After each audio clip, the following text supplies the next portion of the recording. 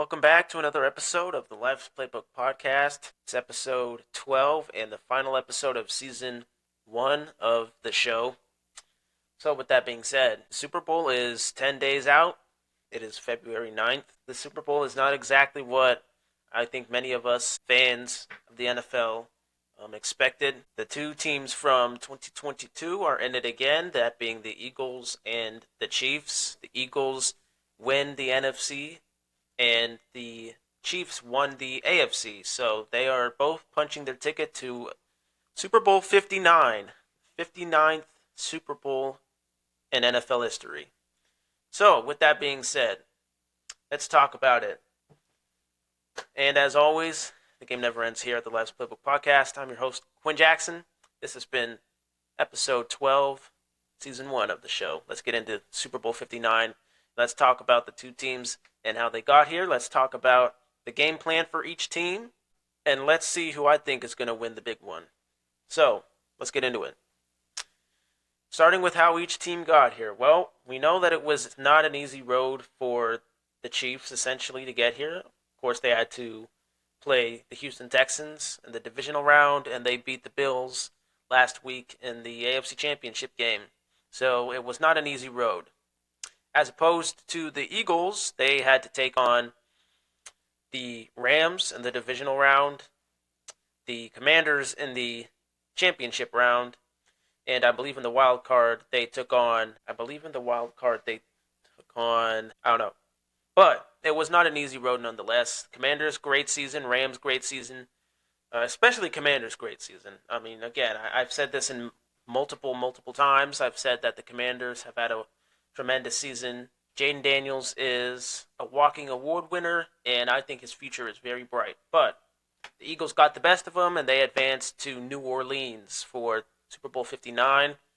The road was a lot tougher for the Chiefs, whereas the Eagles, they kind of soared by. Saquon really led the run to the Super Bowl. And that brings me to my next point, which is the game plans for each teams. As we all know, this is not the Super Bowl that many of us, non-Chiefs fans or non-Eagles fans wanted. We wanted, a Bills-Eagles Super Bowl or, a Bills-Commanders Super Bowl. So this isn't exactly what we all wanted.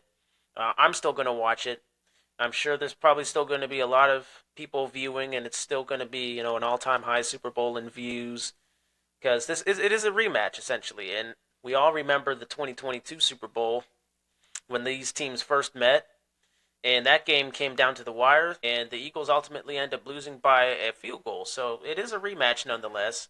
And there is a lot of things at stake here. There are a lot of, there's a lot of history that will be made.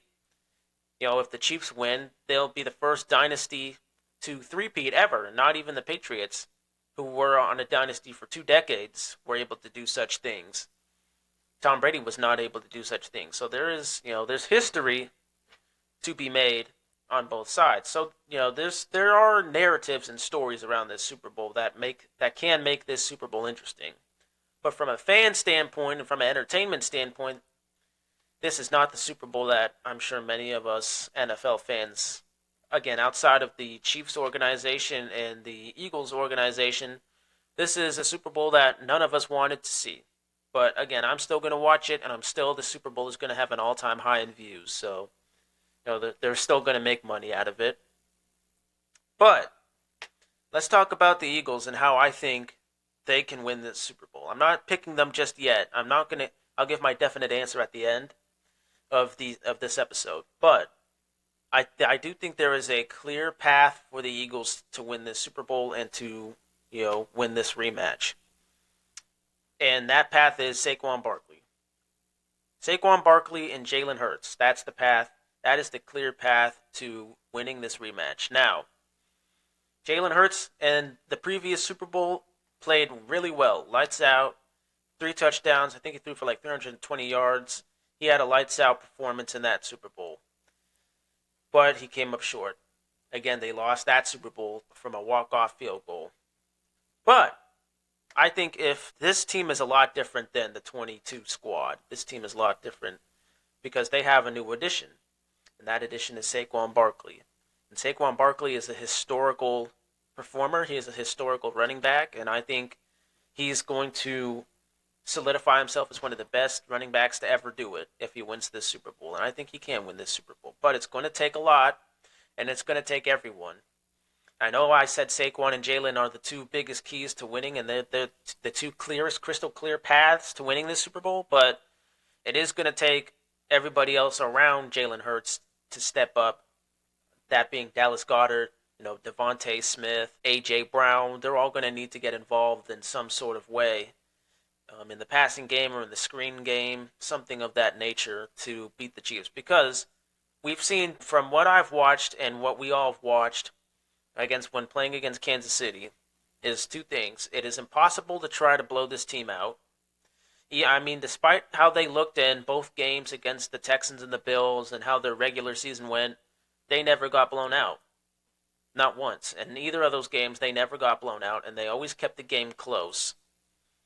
That is one of the things that the Chiefs are really well at doing. Their defense is great, and they, even if the offense doesn't play, as stellar as we've seen them in previous Super Bowls and previous playoff runs, they are good enough to keep themselves in the game and to not let a game get out of hand. So, the Eagles, if you're the Eagles, you cannot just waltz right into New Orleans to Caesar Superdome and think that you're going to blow out the Chiefs, because it's not happening. It's just not possible. With the setting, the coaching, Spags, and how that defense has looked and how he's got that defense well coordinated these past couple games, it's not happening. So you cannot go if you're the Eagles, you cannot walk into Caesar Superdome and expect to blow out the Kansas City Chiefs, because it's not happening. It's going to be a close game. Now, that's the first thing that the Eagles need to keep in mind. The second thing is Patrick Mahomes and Andy Reid are still there. All right? We know that Patrick Mahomes is a top performer in Super Bowls. He's a top performer when it matters. He's a top performer when he needs to be a top performer. We know Andy Reid is arguably one of the best coaches of all time, behind Belichick, and he's been in many Super Bowl situations like this. Hell, he won a Super Bowl with the Eagles when he was coaching with the Eagles. So the Eagles need to remember that they're not just facing, a lackluster Kansas City offense, because as long as Patrick Mahomes and Andy Reid are still in Kansas City, the offense will never be mediocre. And I know the numbers in the regular season haven't shown that, and I know, those first halves against the Bills and the Texans haven't shown that, but the Chiefs know when to be great when it is required for them to be great. I'll say it again. The Chiefs know when to be great when it is required for them to be great. I've watched the Chiefs' entire playoff run up until this point, and I got to tell you, as a Browns fan, that the Chiefs are that one team that they know they're not great at everything, but they're great at the crucial things and the things that can really shift the tides in the games. And, I know the naysayers are going to come out here too and say the Eagles got to worry about the refs too, but the refs are the refs. There's nothing that the Eagles can really do, and there's nothing that the Chiefs can really do to, try to sway the refs in their favor. So I think neither team for once is going to get help from the ref.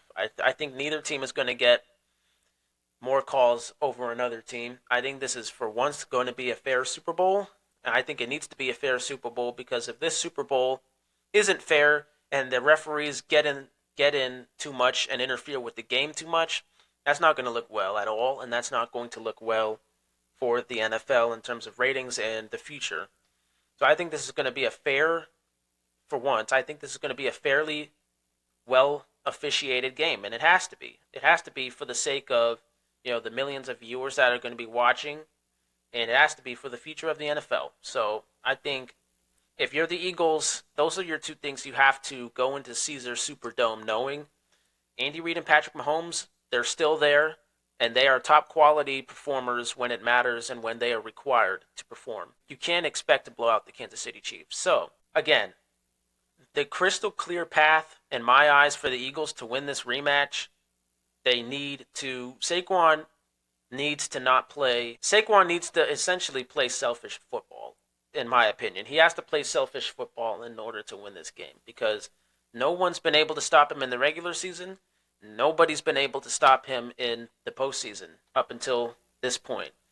And Saquon, we know the type of man he is. We know the character that he is, and he likes to get, everybody involved. And that's fine and dandy. Everybody needs to get involved, sure, but I think this is one of those positions that the Eagles have a clear advantage in, the running back position. And if Saquon plays, hero ball and he tries to get everyone else involved and he minimizes himself to let everybody else pop off, that's all fine and dandy, but this is the one clear advantage that the Eagles have. You need to go out there and run for 3 touchdowns again like you did against the Commanders. You need to go out there and rush for 250 yards like you've been doing all season long.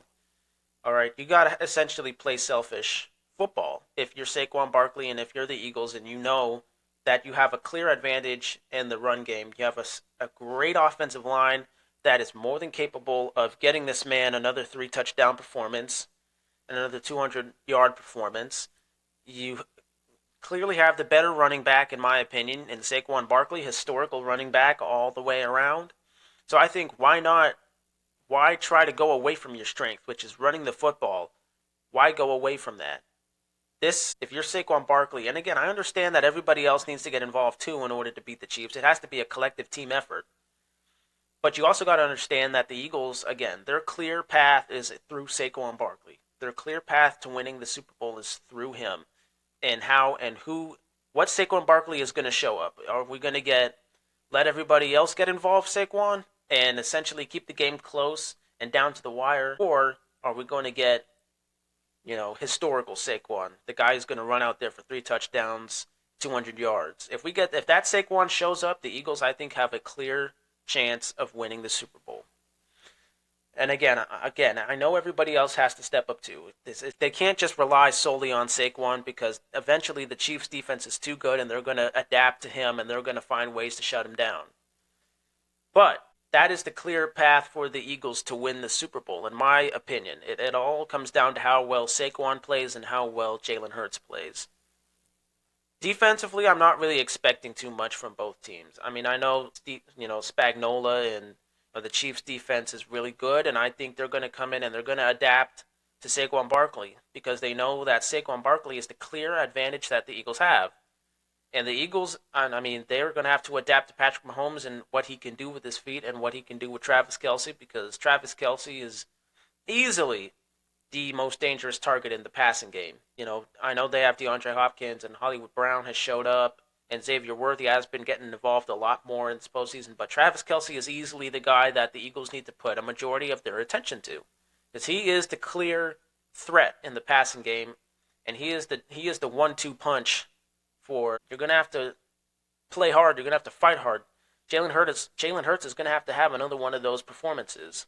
He's going to have to show up. He can't just be satisfied with, well, we won, despite him not, showing anything. He's going to have to show up now. And I think Jalen Hurts knows that. He knows he's going to have to show up now. He can't just be satisfied with, well, we won, despite how poorly I played or despite how lackluster my numbers have looked. We won regardless. He knows he's going to have to show up now and play Superman football. Saquon Barkley's going to have to play Superman football. A.J. Brown, Devontae Smith, everybody in that wide receiving room and the tight end room, they're going to have to play Superman football because that's what it takes to beat the Kansas City Chiefs. Now, looking at the Kansas City Chiefs, well, again, I've watched the Chiefs' entire run in the playoffs, and I can say 2 things. The Chiefs have a crystal clear advantage in terms of duo and head coaching. Now, what do I mean by duo? It's Patrick Mahomes and Travis Kelce. If those two get on fire and they got off to a hot start, it might be game over. It might be game over for the Eagles. Those 2 guys have to be contained. They have to be limited for the Eagles. They have to be limited. But, anyways, back to the Chiefs. Their crystal clear advantage is in coaching and duo. They have the best duo in the playoffs in the postseason, and they have the best coach of all time, arguably, in the playoffs. So, the Chiefs' biggest, and we know that the Chiefs, again, they're not going to get blown out, so everybody may as well just count that out right now. Any hope or dreams of the Chiefs getting blown out, just throw that out the window right now because that's not going to happen. The Chiefs have never allowed a blowout. It's not happening. So, the Chiefs, their crystal clear path to winning this Super Bowl is, well, obviously bringing it down to how it was in 2022, a close game, and they're going to keep it close. They got to bring it down to a close game. They got to contain Saquon Barkley, and they got to make sure that Travis Kelce and Xavier Worthy get involved the most. And they got to make sure Patrick Mahomes is comfortable in the pocket and he's not scrambling as much.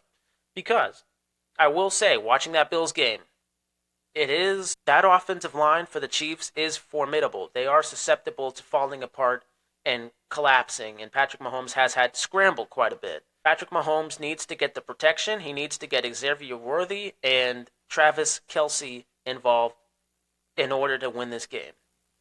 The Eagles have the crystal clear advantage in the run game, in my opinion, but the Chiefs, in my opinion, have the crystal clear advantage in terms of the passing game and who they have at quarterback, because we know that Patrick Mahomes is the best in this spotlight. We know that he's the best in this spotlight. We've seen that he's the best in this spotlight. And we know that he's faced this team before. Again, he's faced the team without Saquon Barkley. I think it's going to be a lot different. But he still knows it's all the same. He still knows he's going to have to go out there, play hero ball, get the right guys involved. Andy Reid is going to coach his mind out like he's been doing. He's the best coach I've ever seen in my lifetime. Well, okay, I have seen Belichick, and I was around for the Patriots dynasty, but he's the best coach that I've ever seen in the 2020s, in the 2020 decade. He's the best coach in this postseason, in this playoffs, and he knows that he's facing a team with a new weapon. He knows that he's facing a team with a new look. They have a new identity, and that identity is Saquon Barkley and running the football. So he knows he's going to have to offensively coach the way he's been coaching all postseason long. Keep it close, keep it on schedule, keep it efficient, consistent, and make sure Patrick Mahomes gets the protection that he needs so that he can get the ball out quickly and efficiently. Because, again, I think that the Chiefs have the clear advantage in the passing game and in the quarterback game, but I think the Eagles have the crystal clear advantage in the running game and in the running back position and in the offensive line. Defensively, I think the Chiefs just have the much better defense because they've proved that time and time again that they will get after you. Steve Spagnuolo will get after you. He will pressure you when the time is needed, and he will force turnovers. He will force you to, think fast. He will do that. He is the best defensive coordinator in this postseason, and he's arguably one of the greatest defensive coordinators of all time. He will do that. He knows when to call the right blitz. He knows when to call the right coverage. And he knows that with the addition of Saquon Barkley, he's going to have to especially game plan around, stopping the run. So the Chiefs clearly have the advantage, in my opinion, defensively, quarterback, and, in the passing game. But in my opinion, the Eagles have the crystal clear advantage in the running back room, running the football, and the offensive line. I think, don't get me wrong, the Eagles' defense is good. They are very talented, and they got them to where they are. But they're not, the Eagles' defense, I don't think it can be as dominant and as versatile as the Chiefs' defense can be. The Chiefs' defense, they know when to just do anything and everything. They know the right time to stop you. They know the right time to call this. They know the right time to get in your head and they give you different looks, and they like to fake looks. They like to fake blitzes, and they like to show that they're blitzing and drop into coverage, or they like to show that they're in coverage, but they bring an extra guy down for a blitz. So the Chiefs' defense, I think, is way more versatile than the Eagles' defense. I think the Eagles' defense is kind of one-dimensional. They game plan for who they're playing against, and that's not bad. That's not a bad thing, but They gotta not just worry about Patrick Mahomes. They gotta play against everybody. They gotta worry about Travis Kelce. They gotta worry about how electrifying Xavier Worthy has been throughout this postseason. They gotta play against everybody. It's not just let's worry about Patrick Mahomes. They gotta play against everybody. And do I think the Eagles defense can do it?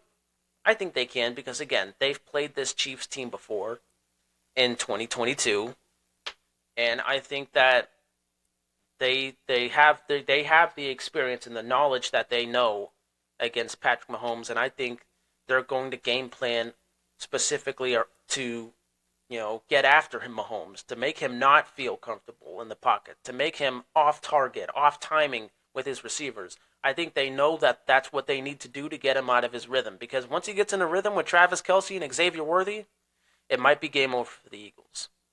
Same thing on the opposite side of the football with the Chiefs. Once Saquon Barkley gets in a rhythm, it might be game over for the Chiefs. Again, I'm not expecting a blowout. I don't think this is going to be a blowout at all. I think it's going to be the same type of game we saw in 2022. I think it's going to be just like that, but I'm not expecting anything, crazy or anything major in terms of a blowout to happen. I think this is going to be a very close game. It's going to be just like the 2022 Super Bowl with the addition of Saquon Barkley. Now, what does this mean for both teams if either team wins? Well, let's talk about the Eagles. They've got really, they have veteran linemen that have been to Super Bowls and have won to Super Bowls.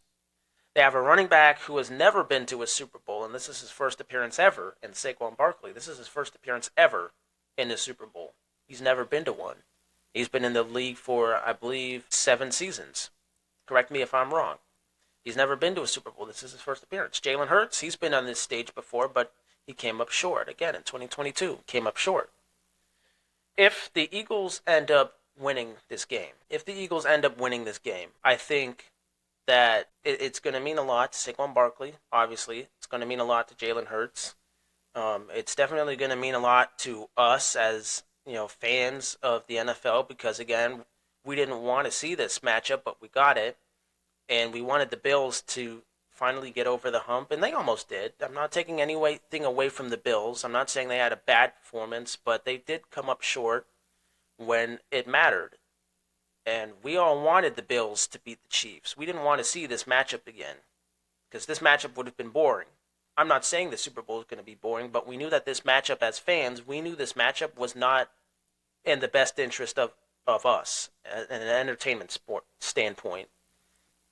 But it's going to mean a lot to us. It's going to mean something to us fans, because we finally got to see a dynasty crumble. We finally got to see a dynasty get put on hold. We finally got to see a three-peat get put on hold, and we got to see Saquon Barkley, a beloved NFL player.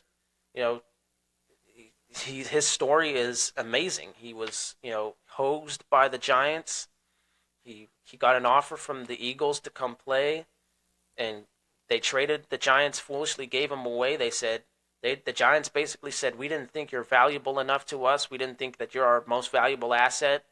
We don't really mind if you go away." And again, they hosed him. And I think this is going to mean a lot to him. It's going to mean a lot to Saquon Barkley winning a Super Bowl. It's going to mean something to him. And it's going to mean something to all of those other guys, too, that have never been on this stage, or that have been on the stage and came up short in the 2022 Super Bowl. So I think, and for the Eagles, this Super Bowl is going to mean a lot to especially Saquon Barkley, but it's going to mean something to everybody in that room, and it's going to mean something to the NFL. It's going to speak something to the NFL that, hey, the Chiefs aren't the only team that's capable of winning a Super Bowl. They're not the only super team. The Eagles have a super team, and we just put this dynasty on hold. Now what? That's ultimately what's at stake for the Eagles, is certain players getting their first rings and being on the stage and finally putting an end to a dynasty that, let's be honest here.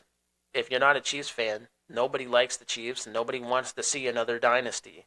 We want to see new teams in the Super Bowl every year. We don't want to see the same team go out there and win it again. Now, having said that, talking about the Chiefs have a chance at history. They have a chance at a three-peat. Now, I'm not going to get into the whole, who I think is better in terms of dynasty or team. I'm not going to get into that. That's a discussion for another episode. But I am going to say this. If the Chiefs do end up winning this, and they do make history, and they do three-peat for the first time ever in NFL history, it's going to be a good thing in a sense, because this is something that's never happened before. We've never seen an NFL team three-peat before. Tom Brady never did it. The Patriots never did it. So it is going to be a good thing in a sense that, the NFL has reached new heights and the Chiefs have reached a level that's never been touched before. However, at the same time, it's not going to really look good in terms of, in our eyes, in fans' eyes. It's not really going to look good for, a lot of other NFL teams. Because if the Chiefs end up winning the Super Bowl, that basically means that really no other team has a chance, at least in the AFC, no other team has a chance of making a Super Bowl appearance as long as Patrick Mahomes and Andy Reid are still coaching and playing in the NFL. No team really has a chance. So with that being said, again, really the only major takeaway for the Chiefs if they win this Super Bowl is they made history. They're the new dynasty of the 2020. They're pretty much unstoppable on all fronts. And I can't say it's going to be the best for the NFL in terms of ratings. I don't know if, the ratings might actually go down if the Chiefs three-peat, but I will say there will be a lot of upset and angry fans out there. I will say that. But again, we all know what's really at stake for the Chiefs. It's the three-peat. We all know it. There's not really much else to lose if they lose the Super Bowl because they still have the 3 wins prior, so it's not really going to there's not much at stake for the Chiefs if they lose, as opposed to the Eagles if they lose. I mean, this is a super team. This is Saquon's first and could be his last chance to win a Super Bowl. This is the closest chance Saquon Barkley has ever had in his entire NFL career to win a Super Bowl. And if the Eagles end up losing this, well, it shows 2 things. Is anybody going to be able to stop the Chiefs in the postseason? And, where did the Eagles go from here?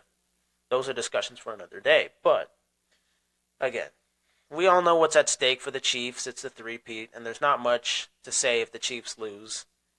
Whereas the Eagles is a bit more to say if they lose, and there's a lot more to say on what's at stake for them.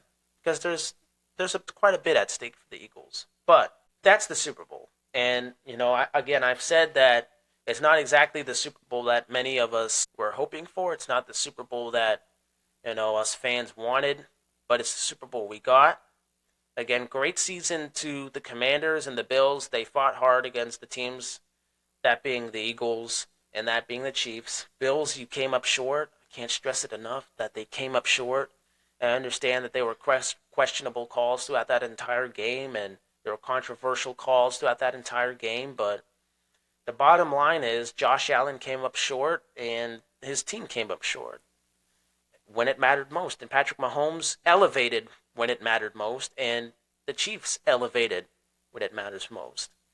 Again, smart play calling on all ends by the Chiefs. You can't take that away. You can't discredit the ingenious play calling from Andy Reid and Spagnuolo. You can't discredit that. So great, but again, great season for the Bills nonetheless. You just eventually Josh Allen, he's going to get over the hump. I know it one day. I still have a lot of faith and trust that he will win a Super Bowl. He will win his first Super Bowl. It's not over, Patrick Mahomes isn't going to be, the shadow that he lives under, that his career lives under. He will eventually step out of Mahomes' shadow, and so will Lamar Jackson. Lamar Jackson will also win a Super Bowl someday, some year. I still have a lot of faith and hope and trust in him that he will win a Super Bowl. And I'm a Browns fan, and I'm saying this about Lamar Jackson. I think he's going to win a Super Bowl. But those 2 guys, as of right now, are living in Mahomes' shadow. And I think, someday they'll get out of it. As far as Jaden Daniels and the future for the Commanders, again, great season. He's a rookie. I said it in my previous episodes that he's got a lot of upside. He's an exciting guy to watch. I wasn't surprised when I saw the score of the game and the Commanders were getting essentially blown out. I wasn't surprised at all. But there's a lot of upside for this team. Defensively, I think they need to look at where they're at a little bit. I think the Commanders' defense needs to get worked on a little bit, but again, great season for the Commanders, great season for Jaden Daniels. He's a walking award winner. I think he might even win a Super Bowl in his time in the NFL one of these days. I think the kid is that good. I think he'll win a Super Bowl in his time in the NFL. But, again, great seasons to both teams. They just fell up short when it mattered most against the Eagles, and they fell up short, especially Bills, when it mattered most against the Chiefs. But again, this is the Super Bowl that we got. Again, I'll still be watching it, and I know the Super Bowl still going to have, an all-time viewership. So it's not like nobody's going to watch the Super Bowl just because the same teams from a couple years ago are back in it again. But it's certainly not the Super Bowl that we as fans, as NFL fans, wanted. But, I'm excited nonetheless. I think it's going to be slightly different in the sense that now the Chiefs have to worry about Saquon Barkley. But I don't think it's going to be a blowout. Again, Eagles, do not expect to walk into Caesar Superdome and expect to blow out the Chiefs. It's not happening. And Jalen Hurts and Saquon Barkley, they're going to have to play really good football because the team that they're playing, the Kansas City Chiefs, they're a really good football team. You can't have a bad start. You can't have miscues. And again, I do think that this, for once, is going to be a fair, officiated game. I think it has to be because if there's any one-sided controversial calls in this game, you best believe that there will be complaints and there will be an uproar in the off-season. So I think that this is going to be a fairly officiated game. I don't think either team is going to get assistance from the refs. I think that the refs shouldn't be a factor in this Super Bowl, and they should not dictate who wins this Super Bowl. If that's the case, yeah, there needs to be something addressed in the offseason about the officiating. But I don't think the refs are going to be a huge factor as to who wins this Super Bowl. I know I'm not expecting that there won't be any controversial calls. I'm saying that I don't think there's going to be enough controversial calls in this Super Bowl to say, well, the refs gave the Chiefs the game. The refs did this for the Chiefs. The refs did that for the Chiefs. I don't think that's going to be the case. There will be calls, and there will be some questionable calls. But I don't think, again, the refs are going to be the deciding factor as to who wins this Super Bowl. So, with that being said, this is episode 12 of the Life's Playbook podcast, and it is now the end of the first season of the show. Again, I'd like to thank all of you guys and all of the people that watch my content on TikTok, YouTube, Instagram, Spotify. I encourage everybody that comments, keeps the conversations going. I encourage all. I love all of you guys, and you're putting my show in the right direction. Keep it up. I'm excited to continue and to move forward into season two, essentially, of the show. I'm excited. There's going to be a lot of, again, can't stress this enough, there's going to be a lot of new things. I promise you, there will be a lot of new things, a lot of new content, and a lot of different things will be added. Some things might change over time, but the show is only getting started. This has been the first season, if you may. This has been episode 12 of the Life's Playbook podcast. So, with that being said, I will catch you guys Sunday for season 2, episode 1, essentially. With that being said, peace out. Game never ends here at the Life's Playbook podcast.